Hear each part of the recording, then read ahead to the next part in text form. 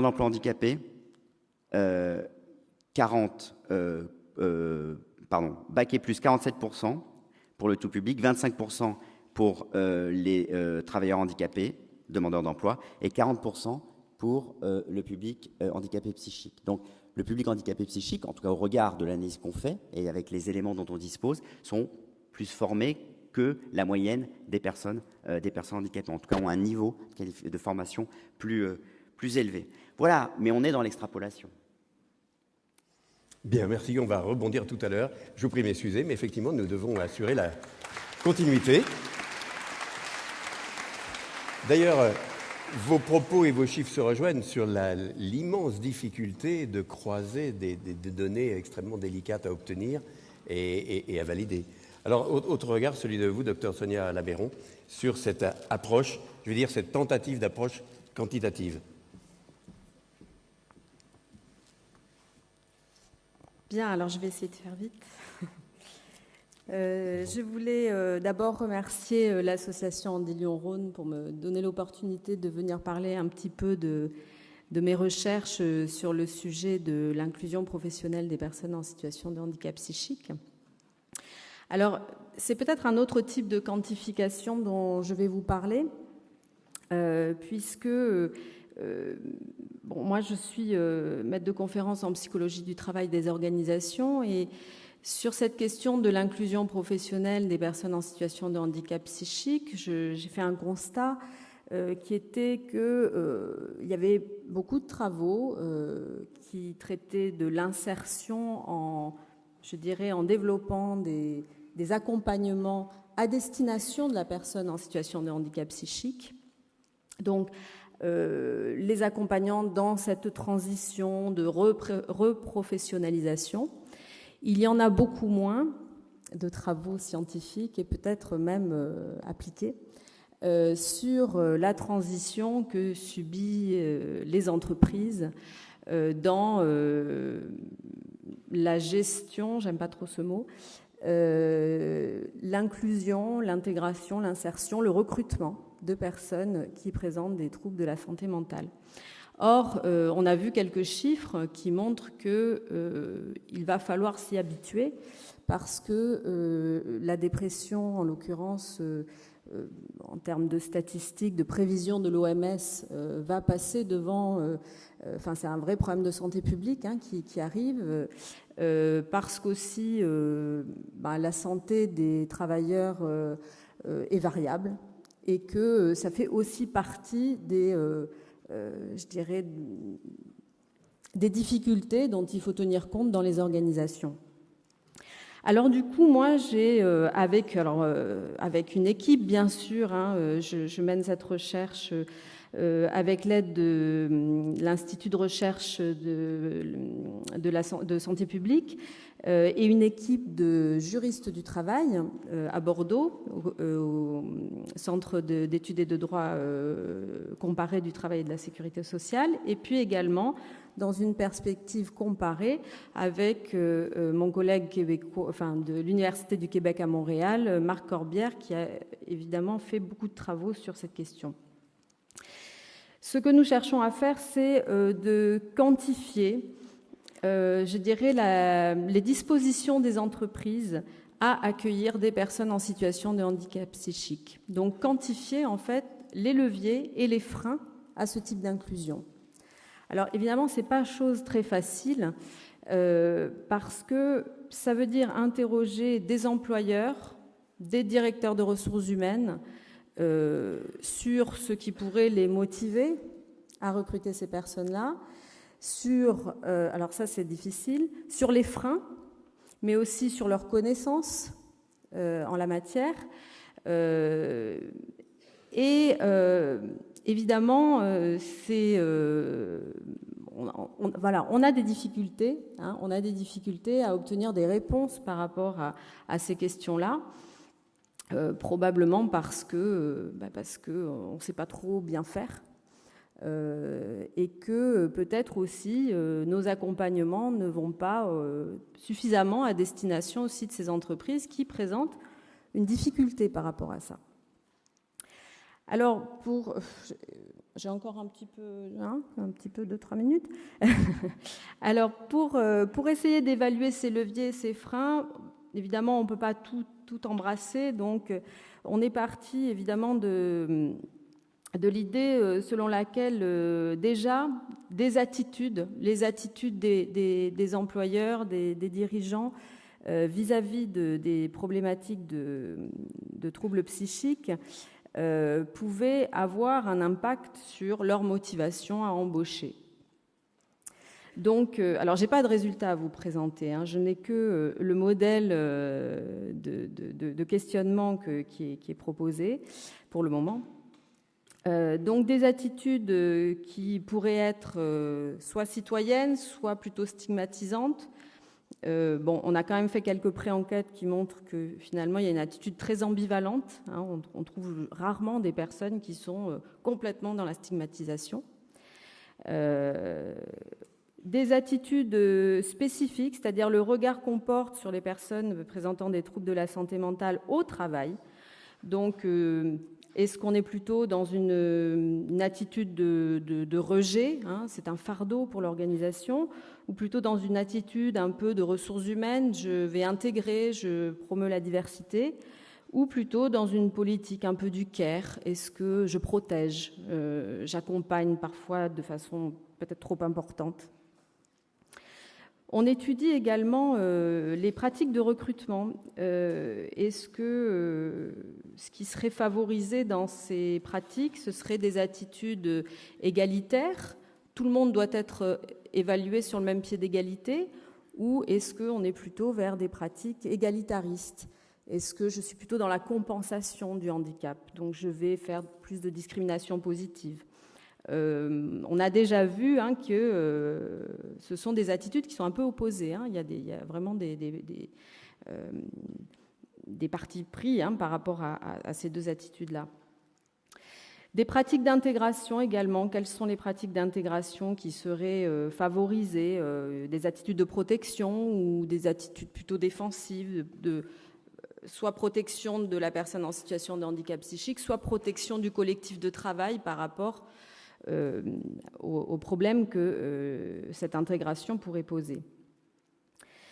Nous cherchons à évaluer également des attentes des employeurs en termes de divulgation.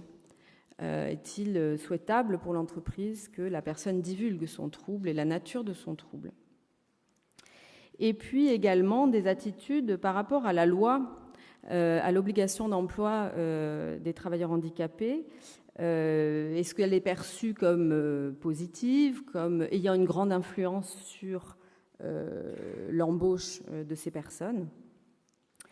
Donc voilà un petit extrait des éléments que nous cherchons à évaluer pour essayer de comprendre ces éléments, pour essayer de détecter un petit peu les déterminants de la motivation à embaucher.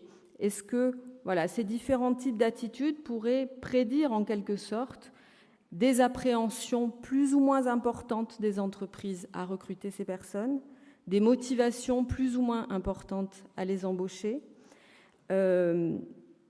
des investissements plus ou moins importants dans les accommodations nécessaires, une intégration plus ou moins bonne du cadre juridique dans la politique, et puis une intention d'embauche. Mais ça, c'est une mesure. Alors là, c'est une quantification difficile parce qu'en général, on répond de façon un peu biaisée à cette question-là.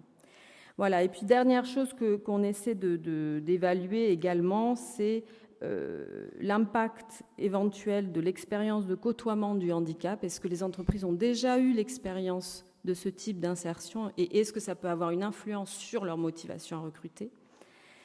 Est-ce qu'ils connaissent bien le cadre juridique? Quelle est leur politique sociale en termes de santé, de diversité, de handicap? Parce qu'on peut imaginer que ça ait un impact important.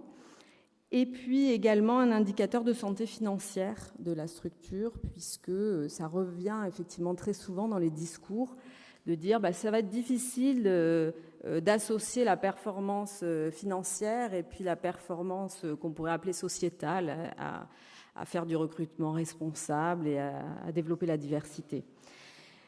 Voilà, alors bon, il y a d'autres aspects, mais peut-être je vais les passer parce qu'on a, je crois que ça va être important plutôt de laisser place aux questions.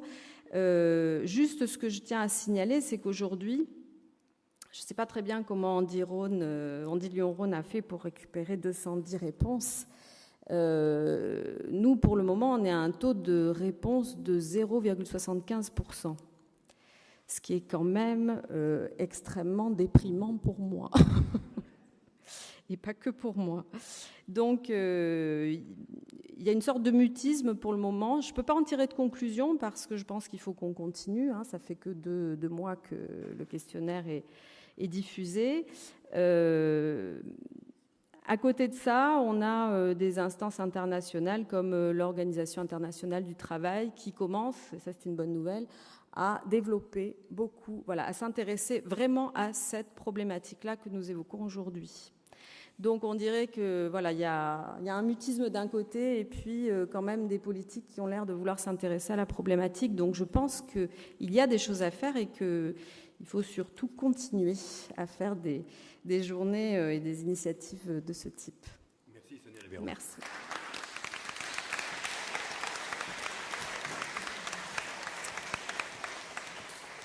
Compte tenu de ce que les uns et les autres vous nous avez dit ou pas dit, je mesure effectivement la difficulté de l'exercice, votre taux de, je vais dire de non-réponse, hein, et donc de 99, et quelques de non-réponse. C'est une première dans votre carrière. Bon, j'allais vous demander où sont publiés vos résultats. On prend un petit peu de temps pour ça. Alors, pour autant, j'ai entendu un chiffre de 8%. Je ne sais pas s'il s'agissait du même chiffre que vous avez l'un et l'autre, Claire et Daniel cité.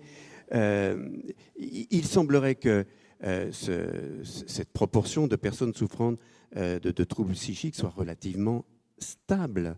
Et pour autant, on a l'impression qu'il y a une augmentation. Est-ce qu'il n'y a pas un paradoxe? Est-ce que c'est lié à notre contexte sociétal? Est-ce que vous avez pu chiffrer une évolution du nombre de personnes souffrant d'un trouble? Est-ce qu'il est véritablement en augmentation? D'après les documents que vous avez montrés, je n'avais pas le sentiment. Or, le bruit ambiant, le bruit de fond de notre société dit que nous serions de plus en plus nombreux à être affectés de ceci. Je vous laisse prendre le micro. Et est-ce que vous avez vous-même des évolutions à nous témoigner? Oui, effectivement, on s'attendait un peu à cette question, puisque c'est ce qu'on entend un peu de partout, oui. Le handicap psychique, il y en a de plus en plus. Qu'est-ce qu'on propose comme accompagnement? Alors, j'ai apporté une réponse en filigrane de mon intervention. Il y a d'une part, on pourrait observer l'évolution des taux de prévalence. Les taux de prévalence en termes de santé publique. Or, aujourd'hui, les définitions évoluent. Donc, on n'est pas en capacité de prendre un instant T et à aujourd'hui pour essayer d'estimer cette évolution. Après, l'une des pistes que l'on a avancées est qu'il y aurait, a priori, mais là-dessus, je pense qu'un vrai débat doit s'installer, un taux de recours aux soins qui augmente d'année en année, donc qui met en visibilité ce public de manière plus forte. Donc il y aurait davantage de visibilité, mais pas forcément davantage de personnes. C'est probable, mais après, voilà, c'est un débat qui est ouvert. Puisqu'aujourd'hui, Daniel Dias le répétait, et puis il y a une antériorité dans les données Parcourage qui est quand même assez importante, qui montre que le nombre la proportion de personnes en situation de handicap psychique n'a a priori pas augmenté. En parallèle, on est en difficulté d'évaluer d'un point de vue la santé, l'évolution de ces troubles. Et donc, c'est un faisceau d'indices, effectivement, qu'il faut réunir pour y répondre et de manière conditionnelle et partielle. Daniel, à travers le recensement des besoins, est-ce que vous avez une réponse à cette question? Il y a davantage de besoins parce que davantage exprimés ou davantage de personnes? Alors, est-ce qu'on identifie mieux ce handicap? Sans doute, parce qu'on s'en occupe aussi. Moi, je vais vous donner une expérience qui a été la mienne sur d'autres régions dans lesquelles je suis intervenu, toujours à la GFIP. Lorsqu'on a voulu mettre en place les prestations ponctuelles spécifiques handicap psy, Bien sûr, on s'est entouré d'acteurs, on s'est entouré de professionnels, de prescripteurs, comme je disais tout à l'heure. Et puis, on a d'abord travaillé sur la nature de la réponse à apporter, c'est-à-dire ce qui manquait, on a essayé de combler les trous dans la raquette. Bon. Et puis, après, on est aussi dans une logique de couverture des besoins, mais aussi dans une logique de couverture financière. Bon.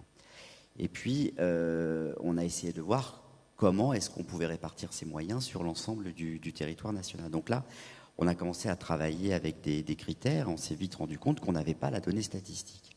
Mais par contre, ce qu'on a constaté, c'est que là où on pouvait imaginer qu'il y avait des besoins, eh bien, la prestation, dans des gros départements par exemple, la prestation n'a pas forcément pris. Elle n'a pas forcément, en tout cas tout de suite, trouvé son public. Et finalement, et dans d'autres départements plus petits ou avec des caractéristiques différentes, on a vu que la prestation a tout de suite trouvé son public. En fait, le lien direct entre mobilisation de la PPS et besoin était plus lié finalement à la structuration du département avant, c'est-à-dire est-ce que les acteurs ont l'habitude de travailler sur ce type de problématique? Est-ce que les trois mondes, social, médical, professionnel, qu'on a évoqués depuis le début de l'après-midi, qui sont des mondes qui ne se parlent pas, vous avez vu, mais là où ces mondes se parlaient déjà un peu mieux, on s'est rendu compte que la prestation décollait davantage. D'accord. Donc c'est intéressant, effectivement, de contextualiser le chiffre. On peut prendre une ou deux questions sur cet aspect-là? Alors, un élément qui nous est venu ici, est-ce que vous avez des observations en matière de parcours sur l'emploi? Est-ce qu'il y a des données, apparemment non, qui permettent de savoir ce que deviennent ces personnes dans l'entreprise à long terme, voire à très long terme? Est-ce qu'on observe quelque chose sur le parcours professionnel? Alors, l'unique enquête que je vous ai présentée et qui constitue effectivement en un suivi de cohorte, donc c'est finalement ces études longitudinales, c'est l'enquête que je vous ai présentée, santé et itinéraire professionnel, qui faisait apparaître les taux d'emploi entre 2006 et 2010. Alors du coup, on voit qu'il y a effectivement un impact très fort sur la vie professionnelle et sur le maintien de son activité professionnelle, puisqu'on voit un écart de 10 points sur le taux d'emploi entre la population tout public et les personnes souffrant d'un trouble ou anxieux ou dépressif ou un trouble mental. Donc là, on voit qu'a priori, le cheminement professionnel est plus complexe à tenir pour une personne porteur d'un des troubles. Après, des études monographiques, sociologiques, je n'ai pas de réponse à ce sujet. Ce serait effectivement intéressant de pouvoir peut-être observer une personne qui serait, par exemple, dans un renouvellement de reconnaissance travailleur handicapé, l'interroger sur son parcours avant et après, pour vraiment analyser finement quels sont les obstacles rencontrés au cours, enfin, sur le parcours. Mais à l'heure d'aujourd'hui, où je n'en ai pas connaissance. Bon, j'arrêterai donc de vous torturer trop longtemps. Une dernière question à vous trois, mais je vous excuserai si vous n'avez pas la réponse. Est-ce qu'il a été observé une différence de comportement entre entreprises publiques et entreprises privées? Ça, c'est une question piège. Il est bientôt 4h30, c'est le milieu de l'après-midi. Alors, à question piège, réponse partielle. J'ai peut-être quelques éléments à donner, mais vraiment avec des pincettes. Avec des pincettes, parce que ce sont des éléments issus d'une trentaine d'entretiens qu'on a menés dans le cadre d'une étude exploratoire à celle que je vous ai présentée. Il n'y a pas énormément de différence, en tout cas dans les attitudes. Bon, je ne reviendrai pas sur les pourcentages d'emploi, les taux d'emploi, etc. La seule chose qu'on a pu constater, donc à vérifier, c'est que la fonction publique était davantage dans des attitudes de compensation du handicap que les entreprises privées qui sont plutôt dans la promotion de l'égalité des chances. Donc Voilà, on recrute sur la base des compétences et donc tout le monde doit être sur le même pied d'égalité. Il n'y a pas de jugement à donner par rapport à ces deux attitudes. On ne sait pas si l'une est meilleure que l'autre. Mais effectivement, il y a une sorte de positionnement un peu différent vis-à-vis de cette politique d'emploi. Voilà, c'est à peu près tout ce que j'ai sur le sujet, en tout cas en France. Mais déjà en soi, c'est très instructif. Complément par rapport à cette réponse, vous avez des perceptions, des observations là-dessus? Moi, sur le public, j'ai pas forcément beaucoup d'éléments s'agissant du privé. Quand on regarde quel est l'un des principaux freins à l'embauche des personnes handicapées, encore aujourd'hui, même si évidemment il y a le niveau de qualification, c'est encore les a priori, les préjugés que peuvent avoir les recruteurs.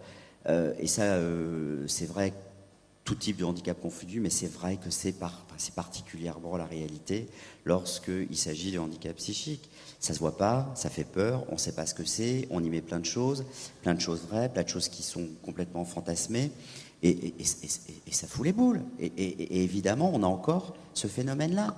Donc nous, dans notre action, ce qu'on s'efforce de faire, c'est aussi de communiquer autour de ça. Le handicap, c'est pas que le handicap qui se voit, le handicap, c'est pas uniquement la personne en fauteuil roulant, c'est pas simplement le handicap sensoriel.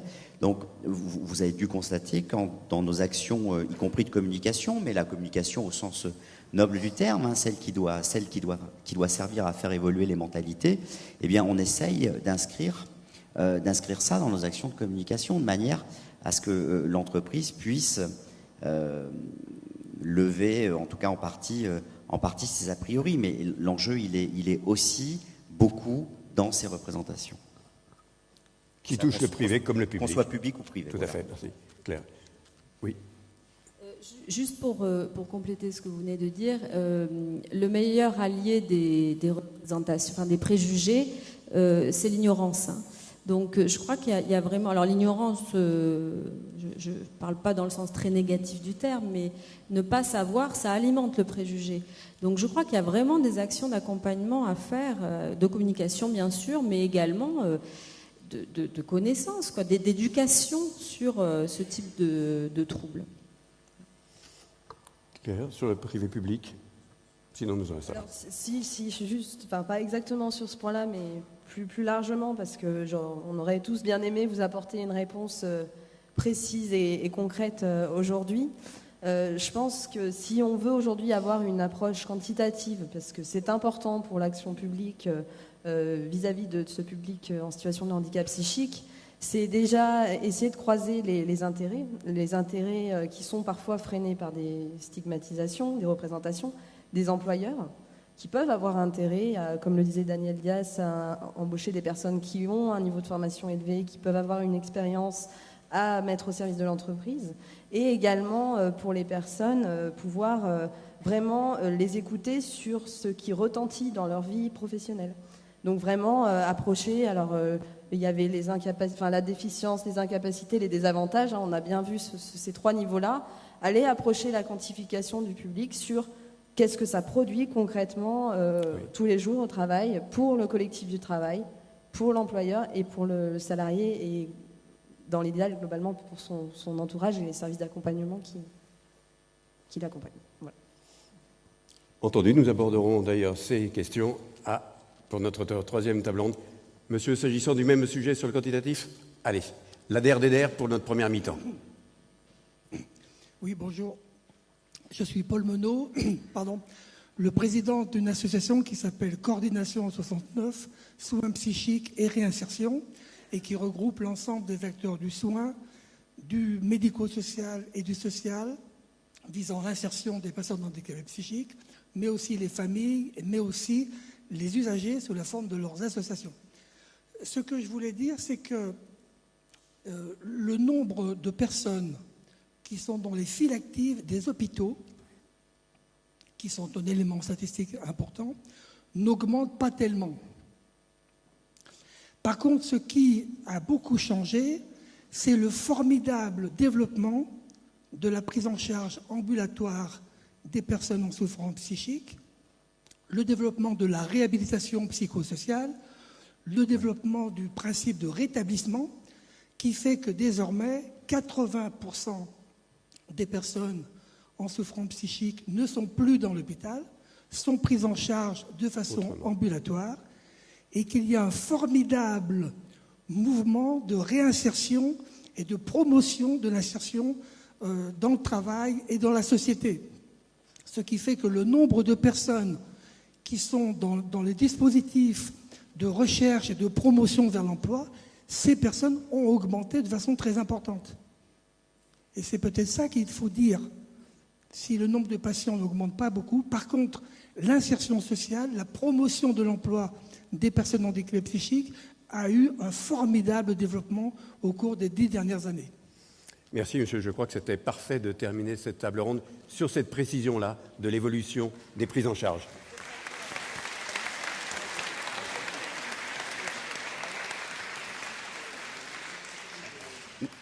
Nous accueillons donc Patrick Goët. Merci de nous rejoindre pile à l'heure dite. Nous allons avoir le temps de faire un peu connaissance puisque nous nous donnons un petit quart d'heure de respiration, de battement avant d'enchaîner sur la partie emploi. Merci à vous. Je sais bien que le modèle allemand a quelques plombs dans l'aile, plombs de gasoil dans l'aile, mais quant à sa rigueur de minutage, nous allons essayer de l'appliquer. Il est 17h, donc nous reprenons comme convenu. Alors en début d'après-midi, nous avons vu que nous avions un objet extrêmement difficile à identifier. Le mot classement est effectivement un petit peu rebutant s'agissant des troubles psychiques. Nous avons vu dans une deuxième table ronde que qui dit objet difficile à identifier dit très difficile à quantifier. Et pourtant, nous avons commencé dès la deuxième table ronde à poser la question de l'emploi. C'est celle que nous allons donc aborder maintenant dans cette troisième table ronde. Les employeurs et les handicaps psychiques, les freins et surtout les solutions. J'appelle à me rejoindre les 4 intervenants qui vont nous aider à rentrer, si possible, dans les solutions. Isabelle Decos, chargée en handicap à la SNCF. Merci. Jean-Frédéric Joliet, qui est président de la société 1001 Repas. Olivier Paul, délégué du Rhône de l'UNAFAM, accompagné de Christiane Corneloup. Et enfin Max Touanel, directeur général d'Andillion-Rhône. Comme dans les précédentes séquences, pour camper le décor, une séquence vidéo, suite aux recherches effectuées par Andillion-Rhône.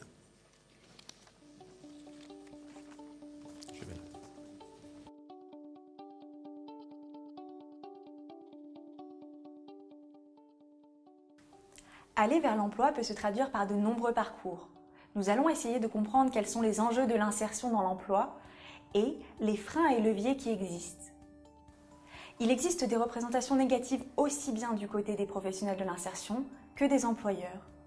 Les employeurs expriment pour leur part une véritable volonté d'employer ces personnes, à condition d'être eux-mêmes accompagnés.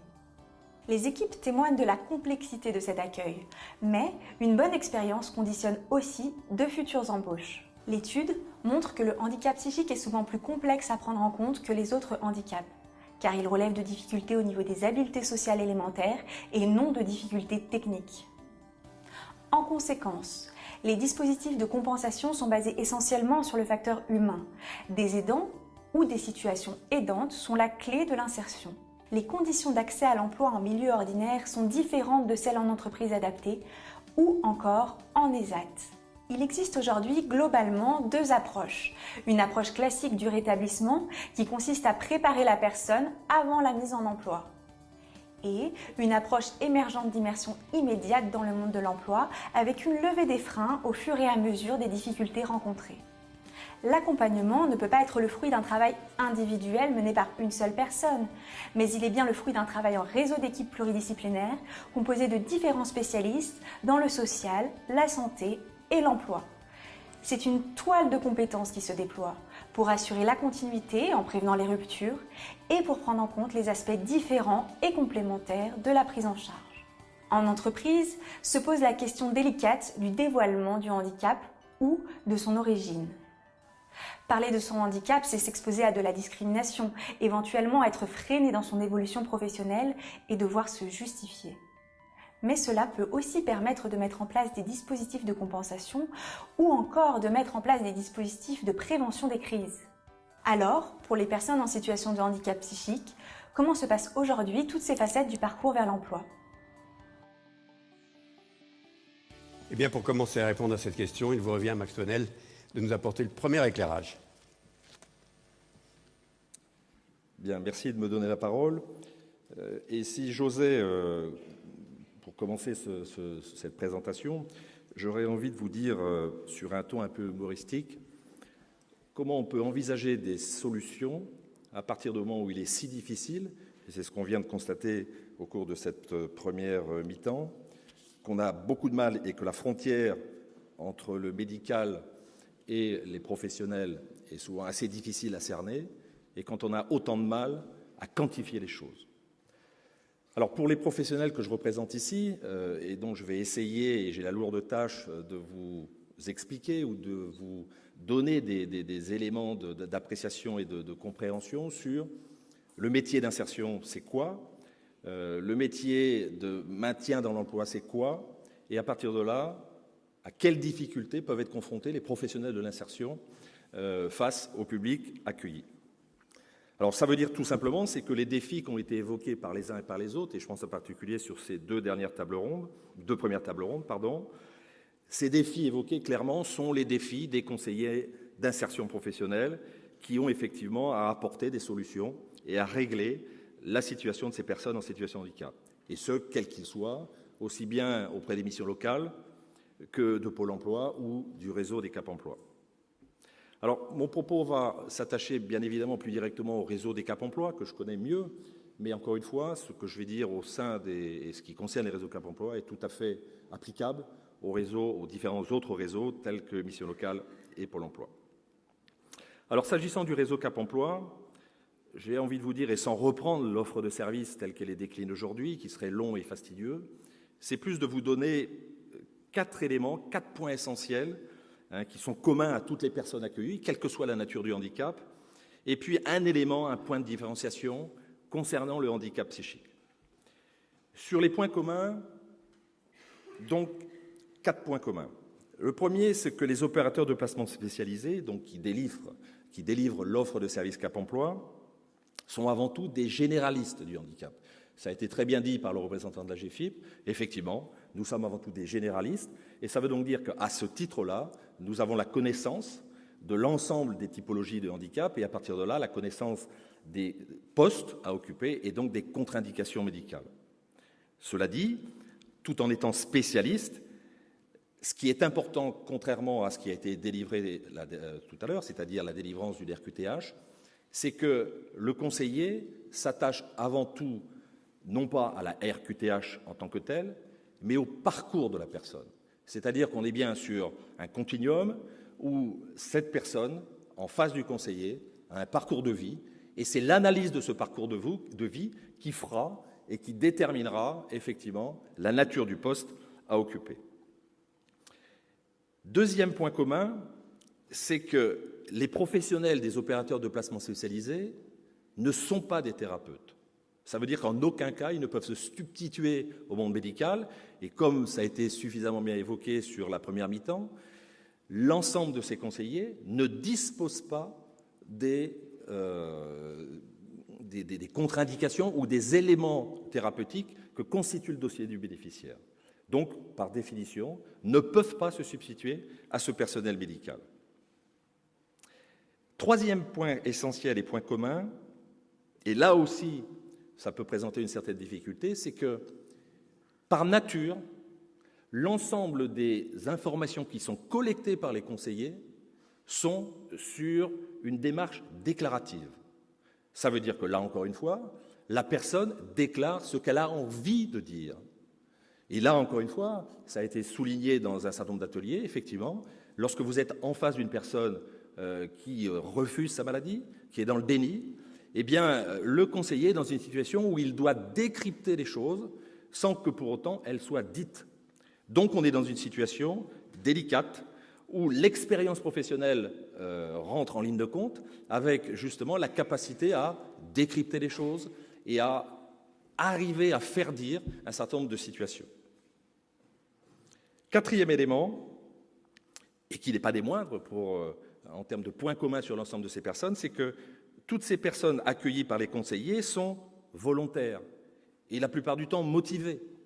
Ça veut dire qu'elles ont fait la démarche de reconnaissance d'une RQTH, ça veut dire qu'elles sont dans une démarche volontaire d'aide et donc elles sont en attente d'une aide pour l'emploi. Après, un point de différenciation majeur par rapport à tout type de handicap. Cette différenciation est aussi paradoxale que ça puisse paraître, c'est que les conseillers sont beaucoup plus prudents lorsqu'il s'agit du handicap psychique. Alors quand je vous dis prudent, ça veut dire quoi? Eh bien ça veut dire que, encore une fois, un conseiller se retrouve dans une situation où il a à présenter, à proposer des candidatures à un employeur. Et la proposition de ces candidatures, bien évidemment, le souhait du conseiller, c'est que ces candidatures soient honorées. Et donc que l'employeur trouve satisfaction dans la personne qui va être accueillie. Et dans la stigmatisation du handicap, face aussi aux objectifs qui sont assignés à ces conseillers, très clairement, le conseiller a toujours beaucoup de prudence vis-à-vis du handicap psychique au regard de l'échec potentiel face à un placement. Ça veut donc dire que, alors je vais vous dire assez naturellement, malheureusement, mais assez souvent, oui, il y a une légère difficulté entre une personne, un candidat qui serait sur un handicap autre que le handicap psychique, avec une meilleure potentialité, eh bien, à être plutôt profitable sur le poste qu'une personne où il y a un doute, où il y a un point d'interrogation, et donc là, une difficulté à placer cette personne. Alors, vous voyez, c'est assez paradoxal, mais néanmoins, ça existe. Alors, concernant le handicap psychique, les conseillers ont à faire face à une difficulté majeure concernant ce type de handicap, et ça a été assez bien évoqué sur les 2 premières tables rondes, c'est la notion de variabilité de la situation de la personne. Variabilité par rapport à son état de santé, avec, et on le sait tous, le fait que, eh bien, pour une période, ça ira bien, et malheureusement, pour une autre période, eh bien, ça sera une situation difficile. Donc ça, c'est une des composantes majeures auxquelles le conseiller doit faire face, et bien évidemment, l'employeur doit faire face également. Alors, si on regarde cet accompagnement de la personne, très clairement, et ça a été dit également, c'est un accompagnement qui demande plus de temps, plus d'énergie, avec un suivi plus long, et ce pour 2 raisons essentielles. La première, c'est que contrairement aux autres formes de handicap pour lesquelles il y a des moyens de compensation que vous connaissez tous et qui sont relativement bien identifiés, celui ou ceux du handicap psychique sont beaucoup plus diffus et beaucoup plus complexes à mettre en œuvre. Et ce pour plusieurs raisons. La première déjà, c'est la multiplicité des formes de handicap psychique. Il n'y a pas un handicap psychique, mais il y a une multitude de handicaps et qui nécessitent donc une multitude d'adaptations et donc de moyens de compensation. La deuxième, c'est la forme immatérielle de ce type de compensation. Donc là, on est sur quelque chose aussi qui peut être délicat et qui remet en cause l'environnement professionnel de la personne et des pratiques managériales. Et puis le troisième point essentiel, c'est la variabilité des troubles psychiques, j'en ai parlé tout à l'heure, et donc l'impact de cette variabilité vis-à-vis des employeurs. La deuxième raison pour laquelle c'est plus long, ça demande plus d'énergie, et donc c'est plus délicat, et ça a été évoqué assez longuement également, sur les préjugés des employeurs et des professionnels de l'insertion, et qui sont liés, là aussi, sur des éléments que vous connaissez tous, l'ignorance, les croyances, la crainte de ne pas savoir faire, en particulier pour les employeurs, et ça a été dit assez largement, et je crois qu'on va le développer là. Très clairement, l'employeur est souvent face à une situation où c'est pas faute de ne pas vouloir, c'est pas faute de ne pas vouloir tenter, mais c'est la faute de ne pas savoir et de ne pas savoir s'y prendre. Et puis, je le redis, c'est aussi dû à la bienveillance des professionnels d'une manière très générale, qui, dans le cadre de l'insertion de ces personnes, ont toujours, par leur attitude bienveillante, un impact qui peut être plutôt freinant pour leur insertion. Donc le fait d'hésiter ou de ne pas oser ou de ne pas aller trop vite dans le cadre de cette insertion. Cela dit, bien évidemment, il y a des réussites, et tant mieux, l'ensemble de ces approches d'insertion professionnelle, on peut dire qu'aujourd'hui, il y a deux grandes approches. Elles ont été évoquées dans le cadre de cette présentation. En gros, une première approche qui est plus classique, qui est plus traditionnelle, qui est plus ancienne, qui est l'approche qu'on pourrait appeler d'entraîner et de placer, qui consiste en fait à mettre la personne, ou à entraîner du moins la personne, à la préparer à l'emploi pour, une fois qu'elle est prête, effectivement, à proposer un poste et à la mettre en immersion. Alors c'est une méthode, bien évidemment, qui malheureusement est souvent longue, compte tenu de la nature des pathologies, mais avec des risques majeurs qui sont à la fois la perte du monde de repère, du monde de l'emploi, et puis aussi parfois la perte de compétences par un temps trop prolongé hors du circuit de l'emploi. Et puis une deuxième approche qui fait jour, qui se développe et qui, elle, par nature, est l'inverse de la première, qui est de placer et ensuite d'entraîner. Alors celle-ci, elle est plus novatrice pour la bonne et simple raison, c'est que là, on place la personne directement en milieu ordinaire de travail et on l'accompagne au fur et à mesure en fonction des difficultés rencontrées. Alors là encore, il y a un certain nombre de partenaires dans cette salle qui agissent dans ce sens-là, je pense à Messidor, je pense à bien d'autres, mais qui sont dans cette dynamique d'abord placer et ensuite d'entraîner. L'avantage de cette méthode, effectivement, eh bien oui, c'est là, elle est directement au cœur de l'emploi.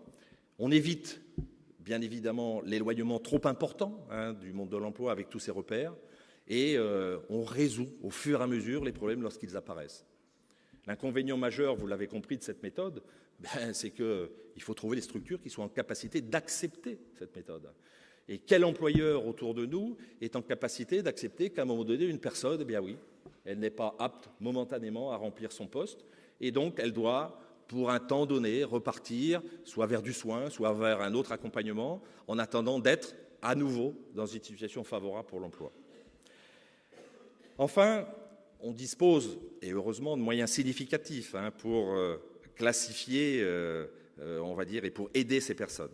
Alors, on peut les classifier en deux parties, ou en deux catégories. Une première catégorie qui est assez naturelle, mais qui est suffisamment importante pour la nommer, c'est le réseau des partenaires. Très clairement, l'ensemble des OPS ne peuvent et ne pourraient réaliser ces choses-là sans partenaires.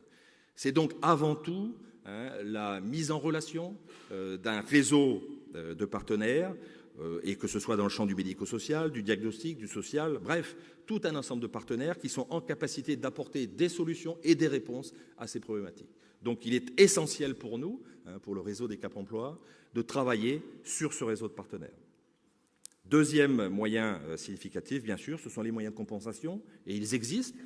Et pour les nommer, on pourrait dire qu'il y a deux grandes catégories, même si on en découvrira d'autres. Une première catégorie que j'appellerais, moi, les modalités d'organisation du travail. Et là, on en revient directement au modèle propre à chaque employeur. Donc au sein de l'entreprise, travailler sur les horaires, travailler sur le temps de travail, travailler sur l'accompagnement de la hiérarchie, travailler sur le tutorat, bref, tout un ensemble de mesures pour lesquelles on peut effectivement agir. Et puis le deuxième moyen de compensation, c'est les moyens humains d'accompagnement, bien sûr, c'est-à-dire, et là on l'a bien vu, ce type de handicap nécessite encore plus que les autres un accompagnement, et sous une forme donc de tuteur, bref, d'aidant, de toute modalité qui permet d'accompagner cette personne. Voilà ce que je voulais vous dire concernant les représentants donc, des professionnels. Et pour conclure, je dirais 4 choses. La première, c'est que rappeler que les opérateurs de placement spécialisés sont là pour accompagner les employeurs et les personnes handicapées. Ça veut dire que, mesdames, messieurs, et je pense en particulier aux employeurs, je sais, et j'imagine et je sais la détresse souvent dans laquelle vous êtes, ne serait-ce que par l'intervention très proche que j'ai eue avec l'un d'entre vous, vous n'êtes pas seuls. Et nous sommes là à vos côtés pour vous aider et pour apporter des solutions, très clairement. Donc, n'hésitez pas même si les choses, encore une fois, sont souvent assez délicates. Pour autant, nous sommes là pour vous accompagner, bien évidemment, autant que de besoin, que ce soit employeur comme personne. Deuxième chose, j'ai envie de vous dire, et même si ce qu'on a pu entendre sur la première partie de ce colloque, qui n'est pas forcément très rassurant, j'ai envie de vous dire que cela est tout à fait possible. Et c'est d'autant plus possible que, en gros, et là sans rentrer dans des statistiques, si je regarde simplement ce qui se fait sur le Rhône, sur 10 personnes placées, tout type de handicap confondu, 2 le sont en situation de handicap psychique. Alors vous me direz, c'est peut-être peu, mais c'est déjà ça. Donc ça veut dire que ça existe et ça peut être réalisé. Troisième message, c'est que même si effectivement nous sommes amenés à faire des généralités, et on le voit bien sur cette première approche, il ne faut jamais oublier que chaque situation est différente et que ce soit la personne en question ou l'employeur, nous sommes obligés de traiter des cas particuliers. Enfin, un dernier point pour conclure, c'est de témoigner que les employeurs qui s'inscrivent dans cette démarche, et je pense que c'est une piste de progrès, les personnes et les employeurs qui recrutent, c'est très clair, sont souvent obligés de mettre en place des modalités de management, que cela nécessite une remise en question des modalités d'organisation au sein de leur entreprise ou de leur structure, mais que dans tous les cas, cela participe en finale au bien-être de tous leurs salariés. Voilà. Merci, Marc-Lionel.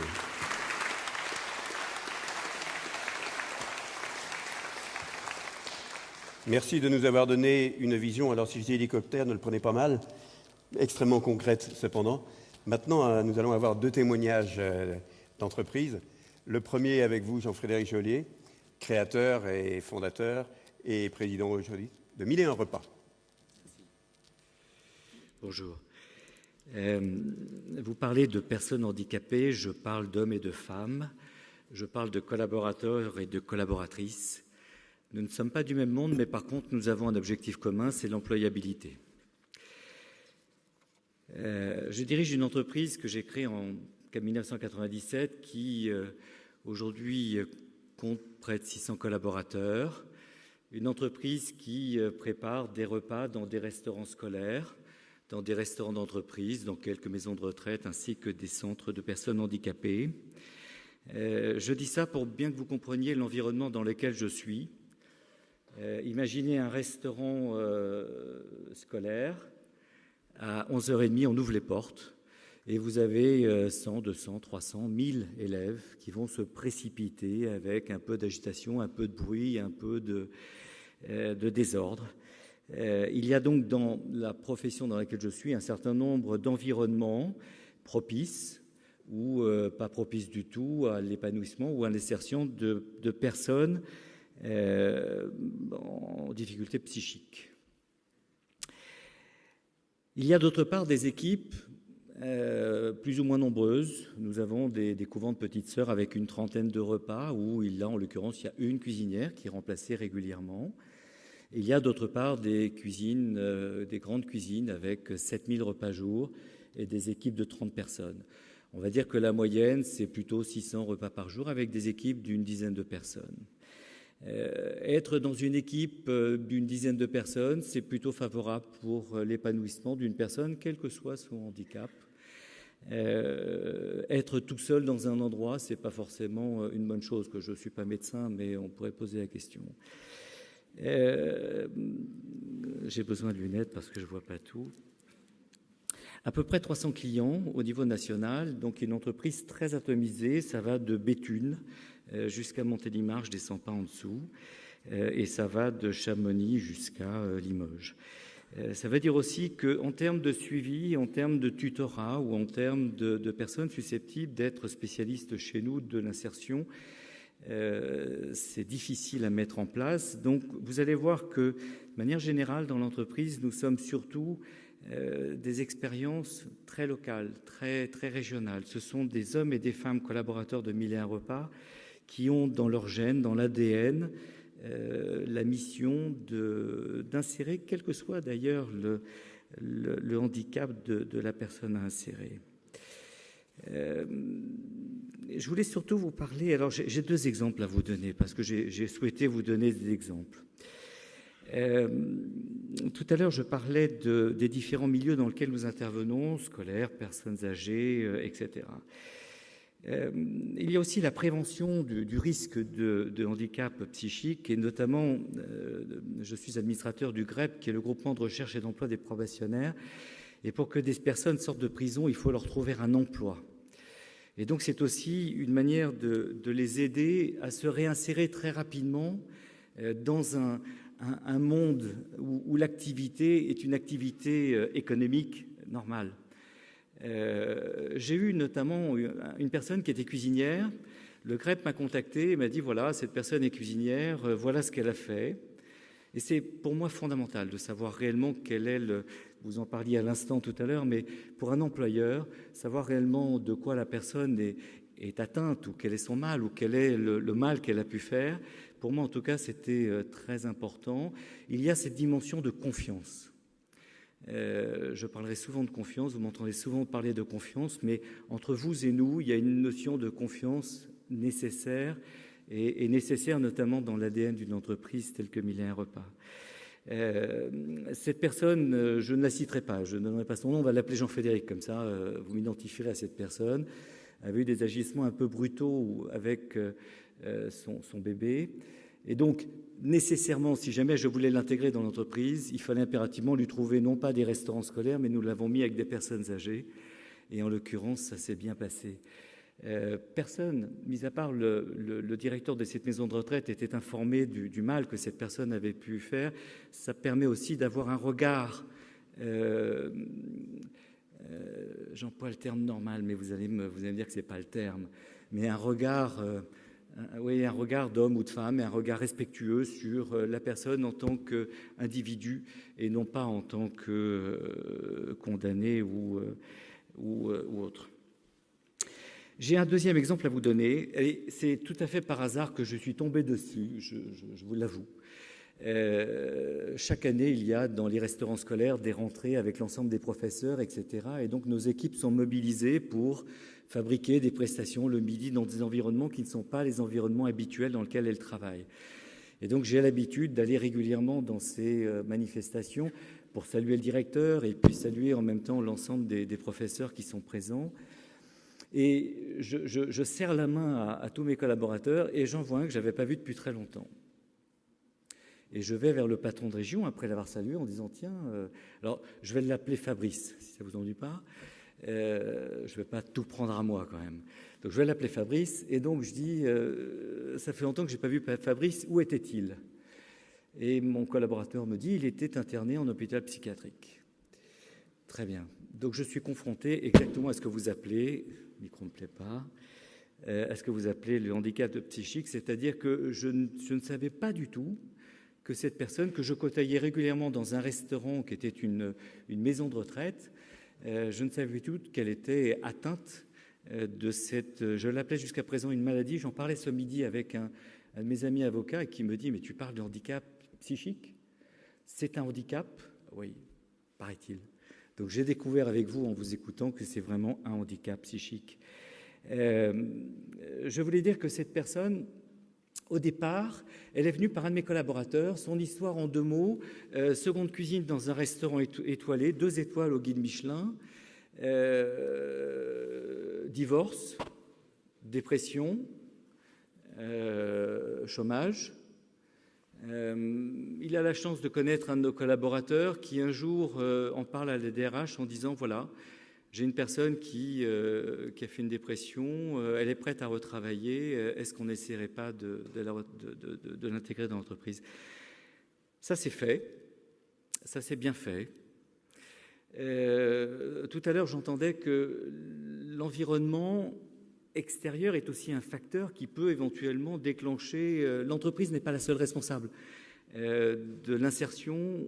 Je ne sais pas si le terme insertion est bon, en tout cas du fait que la personne puisse s'intégrer dans son emploi. Là, en l'occurrence, cette personne avait toutes les vacances scolaires, régulièrement son enfant qui venait, et de nouveau, peut-être que le déséquilibre causé par cet accueil a fait que cette personne est repartie en dépression. Elle a été encore internée pendant, je crois, plus de 2 mois ou 3 mois. Et il a fallu qu'elle démissionne de 1001 repas pour être accueillie chez Messidor, pour suivre justement un parcours d'intégration, pour ensuite revenir chez 1001 repas, puisque nous avions donné la certitude à Messidor que nous serions de nouveau employeurs de cette personne après sa période chez eux. C'est juste un tout petit peu compliqué. Je trouve que devoir demander à une personne de faire confiance totalement à l'entreprise en disant vous allez démissionner et ensuite vous inquiétez pas, vous reviendrez chez nous. J'ai le bonheur de savoir que cette personne est encore chez nous aujourd'hui et j'en suis ravi. Je terminerai simplement sans thèse en disant que j'ai la chance de diriger une entreprise qui a l'ADN de vouloir insérer un certain nombre de personnes en difficulté. Ce sont mes collaborateurs qui le font et ce n'est pas forcément le DRH qui pousse tout le monde à le faire. Bien évidemment, nous sommes en contact avec un certain nombre d'organismes, mais sur des régions, comme je l'ai dit tout à l'heure, très atomisées, nous avons la chance d'avoir des collaborateurs qui favorisent cette insertion. Je regarde toujours les hommes et les femmes de l'entreprise ou les recrutements en fonction des compétences et des valeurs, jamais en fonction d'autres critères. Et ce qui prime avant tout, c'est l'intuitu personnel et la confiance. Bien évidemment, nous avons un relais magnifique qui est le médecin du travail, bien évidemment en respectant le secret médical, qui permet aussi d'identifier chez nous des personnes à risque ou des personnes que nous n'avons pas vues petit à petit pencher vers ce handicap. Je voulais simplement conclure en disant que, j'ai commencé à le dire tout à l'heure, pour moi il est essentiel de savoir de quel mal la personne est touchée. Je crois qu'il y a un élément fondamental dans l'employabilité, c'est la confiance entre vous et l'entreprise, entre les personnes que nous intégrons dans l'entreprise et les collaborateurs de manière générale de l'entreprise. Je vous remercie.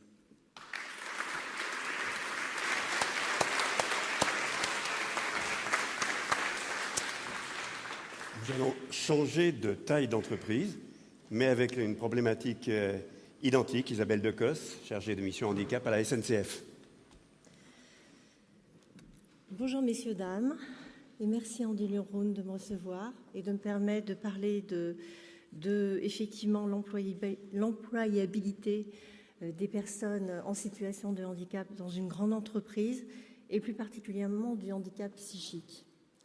Alors, juste pour vous situer un petit peu mon rôle, donc je suis correspondante handicap sur la région Rhône-Alpes dans son ensemble, y compris la Savoie, la Haute-Savoie, donc un grand périmètre, un échantillon de 500 personnes en situation de handicap, de tout type de handicap. Alors, il est vrai que la difficulté est, et je rejoins effectivement la correspondante handicap tout à l'heure qui est intervenue en disant effectivement on n'est pas censé poser de questions sur le handicap aux personnes.